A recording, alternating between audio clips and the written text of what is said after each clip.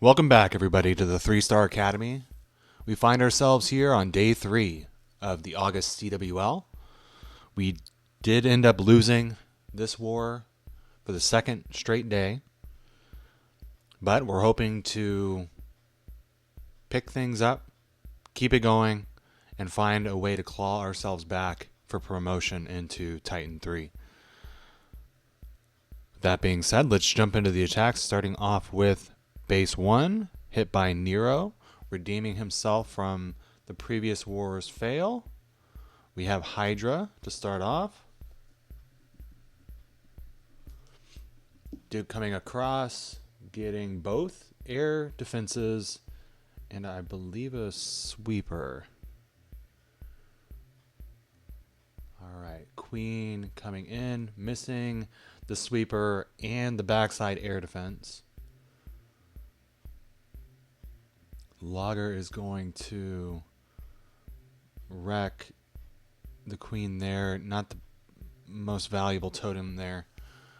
Alright, we have the Ice Hound coming in, freezing things up. Army dump right at the Town Hall. Secure that 2-star this time.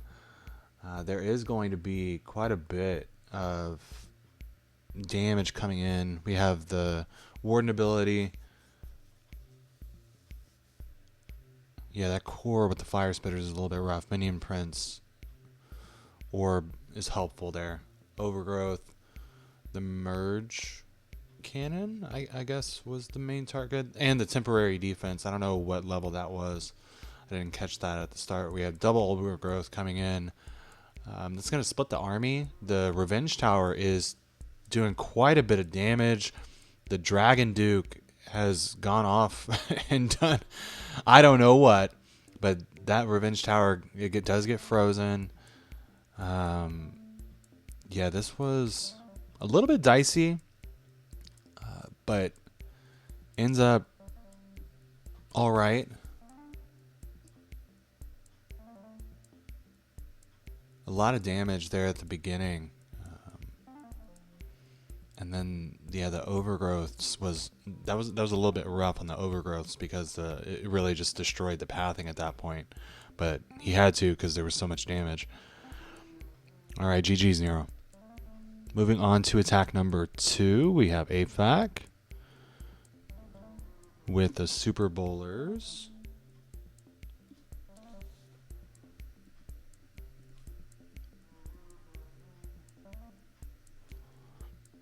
We have a Duke charge to start here at 6 o'clock. Locking on to the enemy Minion Prince. Hope to see quite a bit of chain value here from the Fangs. Completely opposite of the Monolith, so a little bit less risky here from the timing of the Invises, but that air defense will be pretty deadly if he doesn't pay close attention. Logger is not going to be in play here for the Duke charge. We have the Queen coming in. Not sure what. Okay, so just arrowed through the base. We have Super Bowlers coming in. Nice funnel set here on the right side. And then Queen should walk around to keep the core army in where it needs to be. A lot of snakes flew everywhere. That Revenge Tower needs to be distracted or it can get out of hand. It does go down. We have the torch ability from the Warden coming off. Overall looks really good. I mean, we're going to keep them raged up, obviously. And the King is out in front tanking. We still have his ability to go. Everything's looking really good. Yeah, nice funnel set there at the beginning on that right side that allowed nowhere for the bowlers to go other than where they were supposed to. So yeah, this is crushed. You can see how many super bowlers are still up. Timing on the overgrowth was a little bit interesting there, but GG's APAC. Smashed it. Okay, moving on to base number 3, we have Monster. It is going to be Hydra.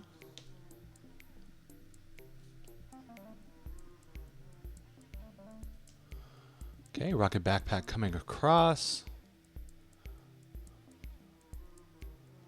Setting up the funnel. We have Queen here at 6 o'clock. Did get a backside air defense. And I see only one sweeper that remains. Alright, so main army comes through. Duke will need a little bit of cleanup there on the funnel for the right side. Early warden ability to get through the logger and the town hall. Would like to see maybe a baby drag for that bomb tower over there at 3 o'clock. But we have the overgrowth come in for the revenge tower, the multi-inferno, and the poison tower. This is looking really, really good. I'm going to go ahead and speed it up a little bit here because this is completely smashed at this point. Nothing is going to slow down this army. Yeah, double overgrowth, that same area. I mean, there's just going to be an overwhelming amount of force to take away everything that's left. Yeah, and see, that's what I was talking about with the bomb tower. It would have been nice to have something he could sit over there. Even maybe like a minion would have been ideal so that wouldn't have forced the army to go all the way back over there. But anyways, GG's Monster. Crushed it. Okay. Base 4, we did have a fail. We had 3 fails this time around, so we're not going to go through those attacks.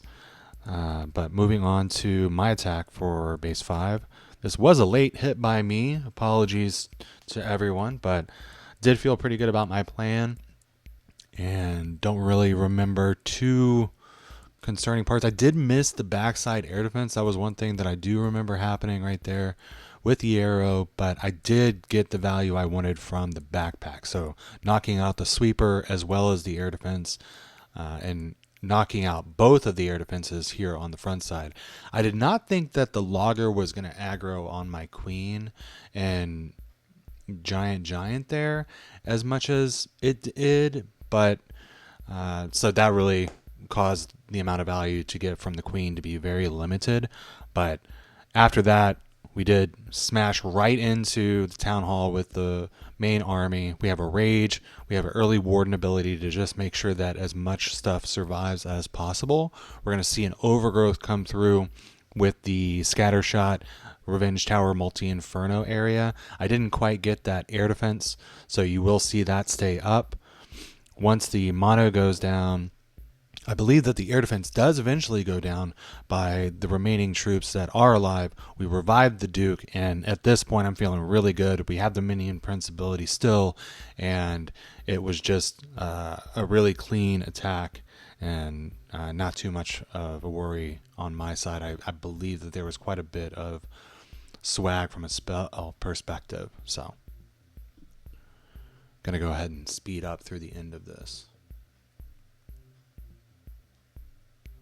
Yeah, 2 freezes, a totem, and a revive. Moving on to the next attack, we did have another fail. Moving on to base number 7, we had Monster attacking again with Hydra.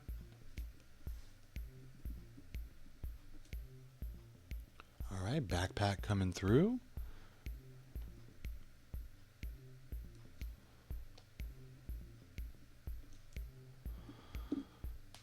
All right, queen down. This is a pretty wide funnel here. The logger is going to cause problems, but we do have the Icehound popping and freezing.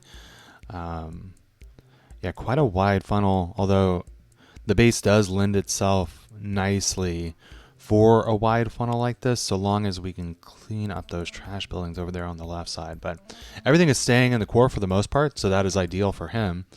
And everything's looking good. Would want to distract that revenge tower before it does too much more damage. Headhunters coming out of the CC. We have the overgrowth there on the backside. Duke did go down. Queen just went down. That was quite a bit of value on the queen side. That revenge tower is still there. There we go. There's the totem to distract it. Looking good. I mean, there's still quite a few Dragon Riders up. I don't see as many dragons, but they could be hiding. Overgrowth, the second overgrowth there for the back end that has the mono. Fire Spitter is not as much of a concern if the army stays behind it. We will see that Revenge Tower again doing quite a bit of damage here. He's not going to invest the freeze, probably because there wasn't enough stuff to save there. Yeah, so he will have the 2 freezes there to deal with the mono and the Revenge Tower. The Duke is going to slowly heal by the time it gets up there, so no concerns at all. GG's monster. Okay, moving on to the next attack, we have Blessing coming in. He is going to be using Hydra as well. All right.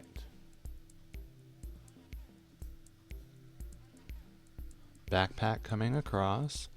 We have the Earthquake. This is it is a blower backpack combo.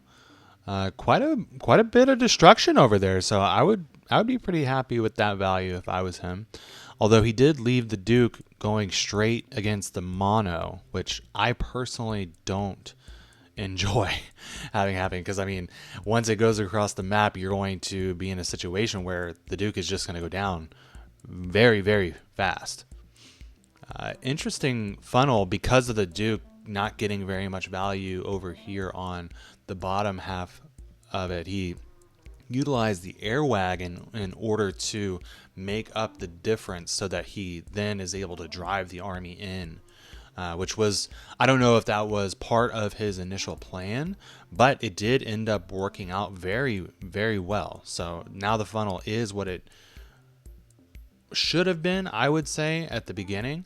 So that was a nice recovery and or plan. I'm not exactly sure, but that was a great way to make up the difference for the limited value that you got on the Duke after the backpack. All right, we have the Revenge Tower up. We did distract it with the totem, so hopefully that minion prince can knock it down before it... There it goes. Perfect.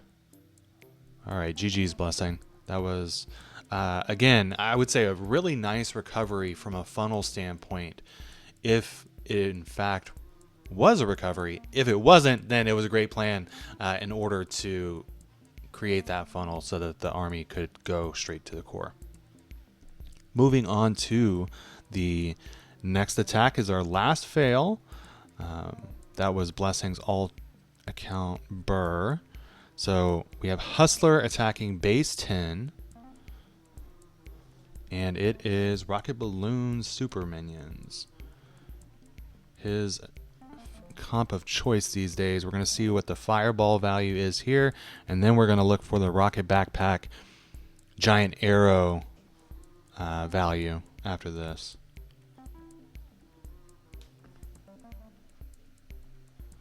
All right. Still working through on the Warden Walk. We have the Invises coming through. Going for the air defense. Is going to get the Revenge Tower and the Fire Spitter. Recall the Warden. Put him somewhere safe. Okay. Rocket Balloon to assist getting that Super Wizard Tower down. He should be okay in a safe spot from a Warden perspective. At this point, we have the backpack coming through, knocking out quite a bit. It's always tough for me to really determine whether or not the most amount of value was gotten from the Rocket Backpack Giant Arrow combo after focusing on the Fireball as the opening, but you can see that quite a bit is destroyed there in the core, and now it's just a matter of making sure that you have the right support to get through the rest of the base with the Rocket Balloons and the Super Minions. So Town Hall staying up for one of the last buildings, it would make me nervous as an attacker, also as a spectator in most cases, but we do know that this did triple and we'll see how this plays out here through the end. There's not a whole lot left there on the back end, and like I did say, the town hall with that invis tower is going to be one of the final buildings that remain on this base.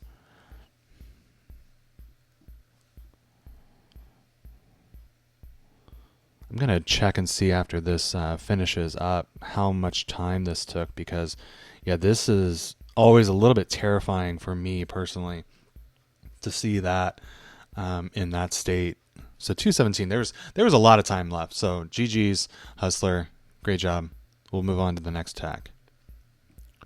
Ayush with the tack against 11. We have Hydra.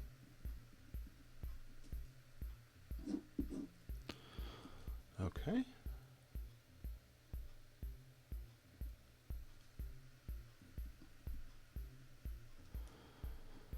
Backpack coming across. I only see one air defense, I believe, that remains after the giant arrow and the backpack combo.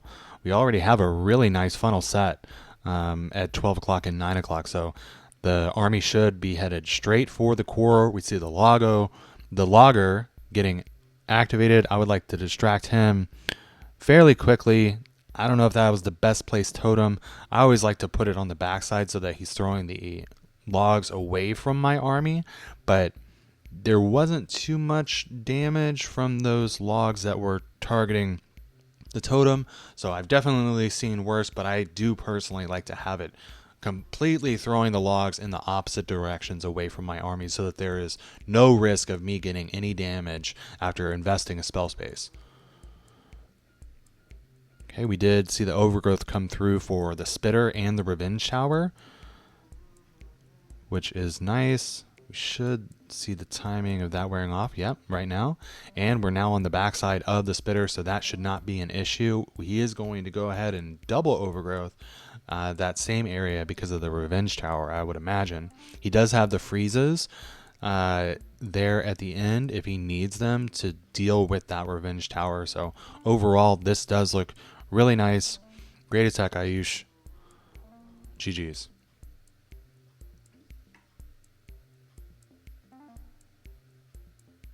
Yeah, and then the double freeze coming through. Did swag a poison. Moving on to base 12. We have Boris coming in with Hydra. Duke coming down. We do have a charge component here.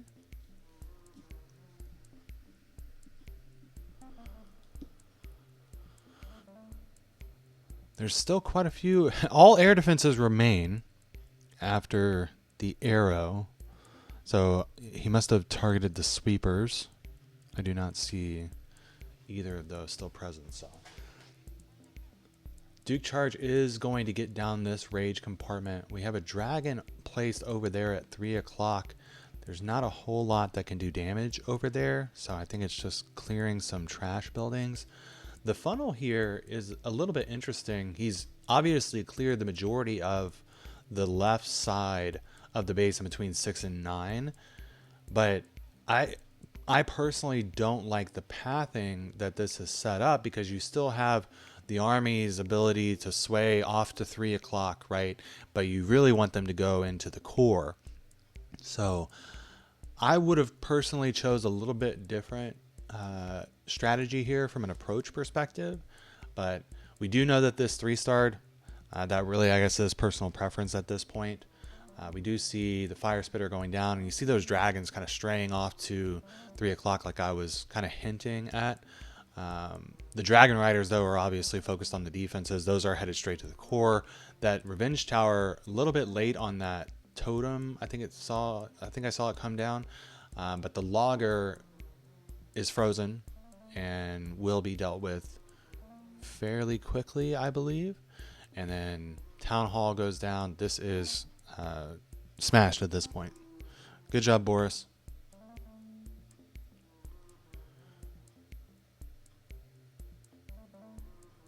All right, moving on to base number 13. We have Jordan with another Hydra.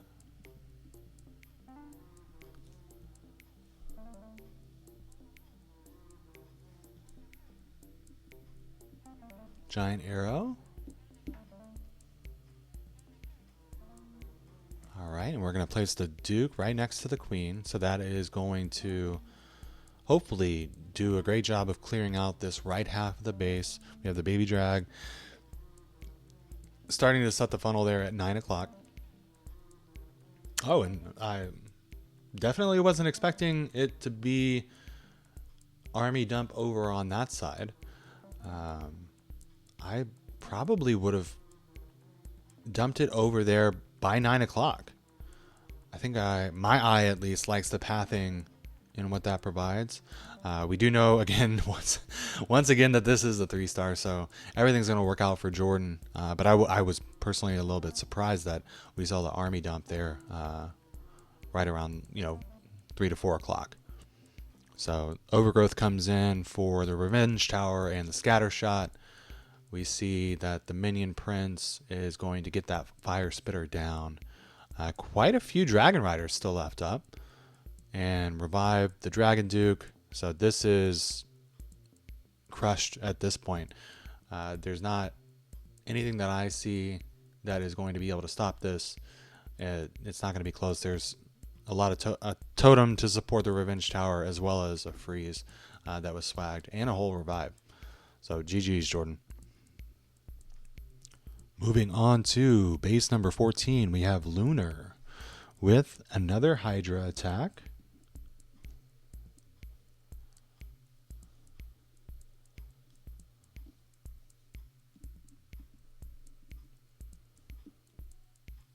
All right, backpack coming across the map. Did not get the backside air defense.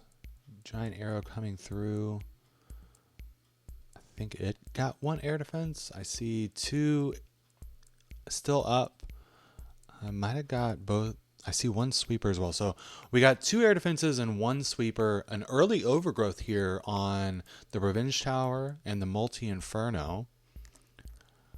I probably... And he did get the Rage Tower of the other Fire Spitter. Not sure if that was where he meant to place that.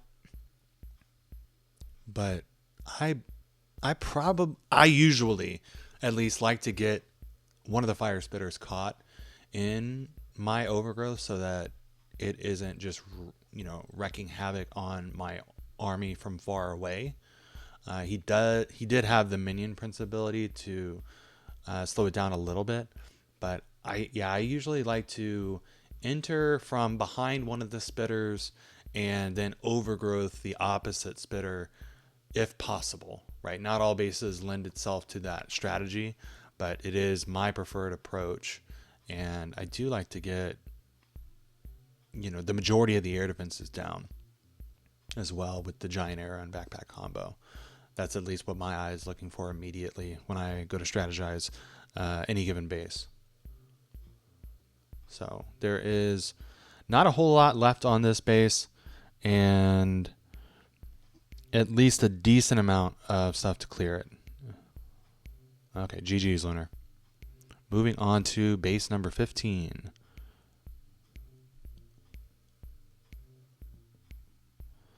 We have Speedy with rocket balloons, super minions. All right, so this is Hustler again, going with his preferred attack strategy these days. I've said several times throughout this month's CWL that this is not the attack strategy that I personally like to go with. It just is too complex for me, too many moving parts. And this base looks very similar to the base that he hit with his other account. So I think in the other one, he was able to get the Revenge Tower down with the Fireball. This time he was not able, and the builder is actually going to repair that quite a bit before his army gets there. So interesting to see the 2 very, very similar bases that he attacked with the same strategy ending up a little bit different due to I don't know if it was the placement of the earthquakes or what exactly led to the variance there and the value that he got for the fireball.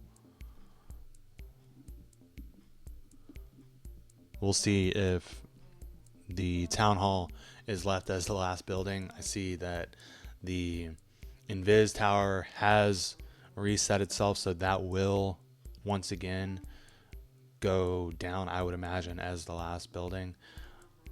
Like I said, the first go around, it is always a little bit terrifying to see that as an attacker, also as a spectator, especially when, if we were to need a base to triple really bad, it would be pretty difficult to watch and stress inducing. But great job, Speedy. Love that you have the ability to utilize that attack and kind of break up the Hydra monotony for Nova here. All right. That brings us to the end of the attacks. We did lose this war. We're on to day 4, so I'll be back tomorrow to go through those attacks. Hopefully we can inch out the W and position ourselves well for the promo here. Thanks everybody for watching.